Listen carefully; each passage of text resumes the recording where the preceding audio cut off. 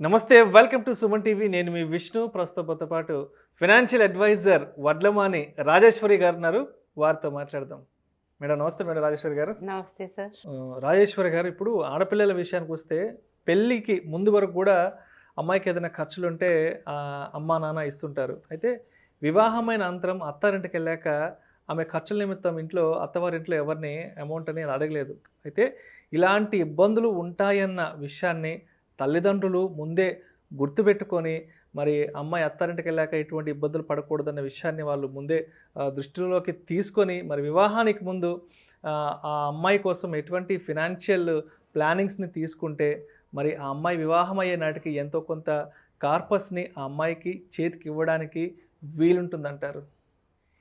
Sir చాలా మంచి point అడిగారు సార్. ఎందుకంటే పిల్లలకి పెళ్ళి ఆడపిల్ల పుట్టగానే కూడా పెళ్లి చేద్దామన్న ఉద్దేశమే ఉంటుంది. సో ఫంక్షన్ హాల్కి ఎంత అవుతుంది, క్యాటరింగ్కి ఎంత అవుతుంది, లేదా లాంఛనాలకి ఎంత అవుతాయి, ఇవన్నీ ఆలోచిస్తారు. కానీ అయ్యో పెళ్ళి అయ్యాక అమ్మాయికి అంటూ అమ్మాయి దగ్గర ఒక లిక్విడ్ క్యాష్ ఉండాలి అన్న ఆలోచన చాలా తక్కువ మందికి వస్తుంది. అండ్ అప్పటిదాకా పొజిషన్ ఎలా ఉంటుందండి, అమ్మాయి ఫాదర్ దగ్గర ఉన్నన్నాళ్ళు ఫాదర్ ఏటీఎం కార్డు అమ్మాయి చేతిలోనే ఉంటుంది. పేరెంట్స్ ఇస్తుంటారు వాళ్ళకి ఏదైనా ఖర్చులు ఫ్రెండ్స్ తో బయటికి వెళ్ళాలి ఏదైనా కొనుక్కోవాలంటే కూడా. మన ఒకసారి వాట్సాప్ లో ఒక ఇది కూడా వచ్చింది, పిక్చర్ కూడా వచ్చింది. అంటే ఇలాగ హక్ చేస్తూ ఫాదర్ ఏమో నవ్వుతున్నారు. ఎందుకు అంటే finally I got my ATM card back అనేసి అంటారు. ఎందుకంటే అమ్మాయి వెళ్ళిపోతున్నప్పుడు ఇన్నాళ్ళు అమ్మాయి మేనేజ్ చేసింది, ఇప్పుడు ఫాదర్ దగ్గర వచ్చింది.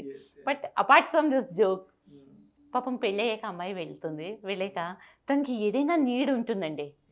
ఇప్పుడిప్పుడే కదా పెళ్ళి. అండ్ ఈ వీడియోస్ ఏంటంటే ఇది only middle class and lower middle class కోసం అనేసి మనం హెచ్ఎన్ఐ వాళ్ళని అస్సలు టచ్ చేయట్లేదు. సో అయ్యో ఇప్పుడు దాకా ఇంత లక్షలు ఖర్చు పెట్టి డాడీ పెళ్లి చేశారు కదా, ఇప్పుడు నేను అడిగితే ఎలా ఉంటుంది, బాగోద్దు అని పాపం తనకి ఏవైనా చిన్నవి ఏవైనా రిక్వైర్మెంట్స్ ఉంటాయి కదా, అది పాపం అడగలేదు. At the same time marriage చేసుకొని కొత్త ఇంటికి వస్తుంది, అక్కడ అత్త మామలు హస్బెండ్ ఇంకా వాళ్ళతో కూడా అంత బాగా వాళ్ళకి కుదరదు. సో వెళ్ళగానే 5 రూపాయలు ఇవ్వండి, 50 రూపాయలు ఇవ్వండి అని అడిగితే అది కూడా బాగోదు కదా. సో దానివల్ల ఏమైపోతుంది, తను ఒక విధంగా ఇమోషనల్లీ వీక్ అయిపోతుందండి. ఎగ్జాక్ట్లీ చాలా మంది ఫేస్ చేస్తున్న సిచ్యువేషన్ నేటి సమాజం ఎప్పటి నుంచో ఫేస్ చేస్తున్న ఇబ్బంది అండి. సో అండ్ ఫైనాన్షియల్లీ సౌండ్ ఉన్నారనుకోండి సార్, నాకేం తక్కువ అన్నట్టుగానే ఉంటారు. నీడ్ ఉండనండి లేకపోనండి, కానీ బ్యాంక్లో అయితే డబ్బులు కనిపిస్తూ ఉండాలి. సో అందుకోసం అనేసి ప్రతి పేరెంట్స్కి అంటే నేను చెప్పేది ఏంటంటే, ఒక చిన్న అమౌంట్ అబ్బాయి కోసం అనండి అమ్మాయి కోసం అనండి, అబ్బాయి కూడా పాపం చదువుకొని చేసి ఏదైనా విధంగా తను జాబ్కి లేట్ అయ్యి సెటిల్ కాకపోయినా కూడా తనకి అంటూ ఒక కార్పస్ ఉండాలి. అట్ ద సేమ్ టైం అమ్మాయికి ఏంటంటే పాపం పెళ్ళయి వెళ్ళాక తను ఇబ్బంది పడకూడదు. దానికోసం అనేసి మనకి ఒక చిన్న ఫార్ములా 72/n అన్నది ఒక ఫార్ములా ఉంది. అంటే మీరు ఎంత అమౌంట్ వేస్తే ఆ రేట్ ఆఫ్ ఇంట్రెస్ట్ని బట్టి అమౌంట్ డబల్ అవుతూ ఉంటుంది. ఏం కాదు, పుట్టినప్పుడే ఒక 50,000 వేయండి, తనకి పెళ్ళి అయ్యే టైంకి కనీసం ఒక 5-6 లక్షల రూపాయలు అవుతాయి. ఒక బర్త్డే ఫంక్షన్ సెలబ్రేట్ చేయొద్దు, ఒకటి సాక్రిఫైస్ చేసి ఇది మా అమ్మాయికి. అండ్ అమ్మాయి పుట్టగానే అన్నీ కూడా ఎక్కువ షో ఆఫ్లకే మనం ఖర్చు పెడతామండి. నిజంగా అమ్మాయి కోసం ఖర్చు పెట్టాము సార్. పెళ్ళి చేయాలంటే అందరికీ చూపించడానికి చెయ్యాలి. కాబట్టి ఈ ఒక 50,000 ఫస్ట్ బర్త్డే ఏదైనా సాక్రిఫైస్ చేసి తనకి అంటూ ఒక లంసమ్ అమౌంట్ ఇన్వెస్ట్ చేసి పెట్టేస్తే తనకి పెళ్ళి అయ్యే టైంకి కనీసం ఒక 5-6 లక్షలు 5-6 లక్షలే తన జేబు ఖర్చుకి చాలు సార్, ఎమర్జెన్సీకి ఖర్చు పెట్టుకోవడానికి. సో అది పెళ్ళి అక్కడితో అయిపోదండి. తన జాబ్ అది ఎక్కడికైనా వెళ్ళి చేసుకుంటూ ఉన్నా కూడా ఓకే, కానీ ఒక 2-3 సంవత్సరాల్లో మళ్ళీ వాళ్ళు ఫ్యామిలీ దీనికోసం అనేసి ప్లాన్ చేయాలి కదా. ఫ్యామిలీ వేలో వచ్చినప్పుడు అప్పుడు మళ్ళీ తన జాబ్ మానేయాలి, అప్పుడు మళ్ళీ ఏం చేయాలి, ఎవరిని అడగాలి, జాబ్ మానేసాక ఖర్చులు ఉంటాయి, హాస్పిటల్ ఖర్చులని, పిల్లల ఖర్చులు, పిల్లల ఖర్చులన్నీ మగవాళ్ళు చూసుకుంటారండి. దానికోసం కాదు, అమ్మాయికి అంటూ తనది కోసం ఇక్కడ. ఇప్పుడు పెళ్లి చేయాలంటే నేను వాళ్ళ ఫాదర్తో మాట్లాడి వాళ్ళకి ఫైనాన్షియల్ ప్లానింగ్ వాళ్ళ కోసం చేయిస్తా. ఆఫ్టర్ మ్యారేజ్ హస్బెండ్తో కలిసి మీ వైఫ్ అంటే చిల్డ్రన్కి ఏంటంటే కావాలి, ఎమర్జెన్సీ ఫండ్ ఇవి అవి వాళ్ళతో. బట్ ఇక్కడ పర్టికులర్లీ నేను లేడీస్ కోసం అనేసి వాళ్ళకి ఒక కార్పస్ కోసం అని మాట్లాడుతున్నాను సార్. సో తనకేంటో జాబ్ ఇప్పుడు పిల్లల కోసం అనేసి మానేస్తున్నప్పుడు తనకి చిన్న చితక ఖర్చులు ఉంటాయి. ఓకే, ఆ స్టేజ్ కూడా దాటుతుంది. దాని తర్వాత ఇంట్లో పేరెంట్స్ పెద్దవాళ్ళు ఉంటారు. పెద్దవాళ్ళకి ఆరోగ్యం కొంచెం అటు ఇటు అవుతుంది. అవగానే ఫస్ట్ ఆప్షన్ నువ్వు జాబ్ మాని, నువ్వు ఇంట్లో ఉండి చూసుకో అంటారు. అప్పుడు కూడా తనకి మళ్ళీ ఇన్కమ్ పోతుంది కదా, ఆ టైంలోనే కావాలి. మగవాళ్ళకి ట్రాన్స్ఫర్లు అయిపోయి ఎక్కడికో బయటికి వెళ్తారు. ఆ కేసులో కూడా అమ్మాయి జాబ్ మానేసుకొని వెళ్ళాలి.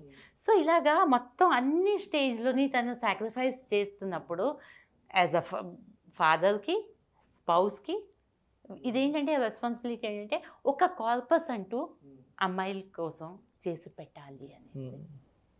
50,000 పెడితే 5 లక్షలు అయితే వస్తాయి. 5 లక్షలు చాలు. అండ్ పెళ్ళి అయ్యాక కూడా వీళ్ళు ఏదో ఒక గిఫ్ట్ కోసం ఎప్పుడో అప్పుడు ఏదో యానివర్సరీకి 1,00,000, 2 లక్షలు ఇస్తారు కదా, అదేమో ఒక దీంట్లో ఇన్వెస్ట్మెంట్ పెట్టేసుకుంటే తనకేమో ఒక 25 సంవత్సరాల్లోనే 10-15 లక్షలు అవుతాయి. అదేమో మళ్ళీ ఓల్డ్ ఏజ్ టైంలోని పిల్లల్ని అడగక్కర్లేదు. కరెక్ట్. ఒక మిడిల్ ఏజ్ కొంత 50-60s వచ్చాక. కరెక్ట్. అందుకనేసి ఇదైతే చాలా అంటే చాలా ఇంపార్టెంట్, మంచి పాయింట్ మీద అడిగారు. నాకు కూడా చాలా హ్యాపీగా ఉంది చెప్పడానికి అనేసి. ఎందుకంటే సాధారణంగా మనం మన ఇళ్లలో చూస్తుంటాం. అవునండి. పెళ్లికి ముందు వరకు కూడా అమ్మ నాన్న ఖర్చులకు ఇస్తుంటారు. బట్ వివాహం అయిన తర్వాత ప్రతి చిన్న ఖర్చుకి భర్తను అడగాలంటే బాగోదండి, బాగుండదు. బాగోదని కాదు, బట్ వాళ్ళకి చాలా ఇబ్బందికర పరిస్థితి. కరెక్ట్. అండ్ దానివల్లనే ఒక సైకలాజికల్ గా వాళ్ళు వీక్ అయిపోతారు మెయిన్. ఎందుకంటే చేతిలో డబ్బులు ఉన్నప్పుడున్న ధైర్యం లేనప్పుడు ఆ ధైర్యం ఉండదు. చాలా వీక్ గా ఉంటాం. చేతిలో ఒక 1000 రూపాయలు చేతిలో పట్టుకుని బజార్కి వెళ్తే ఏదో ఒక కాన్ఫిడెన్స్ మనలో వస్తుంది. అదే 100 రూపాయలు పట్టుకెళ్తే ఏదో ఒక భయంగా ఉంటుంది. అది. సో నేనైతే నిజంగా ఈ వీడియో చూసిన వాళ్ళు ప్రతి ఒక్కరికి కూడా అదే సజెస్ట్ చేస్తాను. చిన్న చిన్న అమౌంట్తో ఏమి లేకపోతే మంత్లీ 500 రూపీస్, 1000 రూపీస్ ఎస్ఐపితోనైనా స్టార్ట్ చేసుకోండి. ఒకవేళ మీకు లాంగ్ టర్మ్ చెయ్యాలండి. లేకపోతే ఒక 25,000, 50,000 ఒకసారి లంసంగా పెట్టేసి పిల్లలకి ఇవ్వండి. అది that will be best reward for them. Thank you madam, thank you so much. ఆడపిల్ల పెళ్ళయి అత్తవారింటికి వెళ్ళిన తర్వాత మరి ఫినాన్షియల్గా ఆమె ఎటువంటి ఇబ్బందులను ఫేస్ చేయకుండా ఉండాలి అంటే మరి తల్లిదండ్రులు అనేవారు ఆ పాప మ్యారేజ్కి ముందే మరి ఎటువంటి ఫినాన్షియల్ ప్లానింగ్ చేసుకుంటే బాగుంటుంది అనే అంశం గురించి ప్రేక్షకులకు మేము విశ్లేషణ ద్వారా చాలా చక్కగా వివరించారు madam. Thank you sir. Thank you so much. Thank you.